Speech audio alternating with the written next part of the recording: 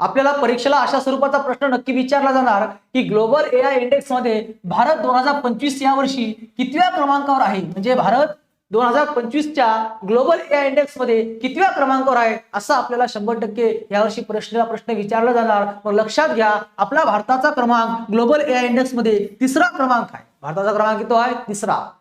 जागतिक AI index मध्ये म्हणजे भारत हा एआय मध्ये किती अग्रेसर आहे, तर तिसऱ्या क्रमांकावर तो वापर करण्यामध्ये अग्रेसर आहे आणि त्यानं यावर्षी तिसरा क्रमांक पटकावलेला आहे। मग त्याविषयी माहिती पहा, तर ग्लोबल एआय इंडेक्स मध्ये भारत तिसऱ्या क्रमांकावर आहे। अहवाल कोणी सादर केला? स्टॅनफोर्ड युनिव्हर्सिटीच्या ग्लोबल एआय व्हायब्रन्सी टूल 2025 चा हा अहवाल सादर केलेला आहे। मग पहिल्या क्रमांकावर कोणता देश आहे? अमेरिका। अमेरिका हा ग्लोबल एआय इंडेक्स मध्ये पहिल्या क्रमांकावर आहे। दुसऱ्या क्रमांकावर चीन आहे। तिसऱ्या क्रमांकावर आपला भारत आहे आणि यामध्ये भारतानं यूके, साऊथ कोरिया, सिंगापूरला मागे टाकलंय आणि तिसरा क्रमांक पटकावलेला आहे। आता भारत एआय चा वापर भरपूर प्रमाणामध्ये करत आहे।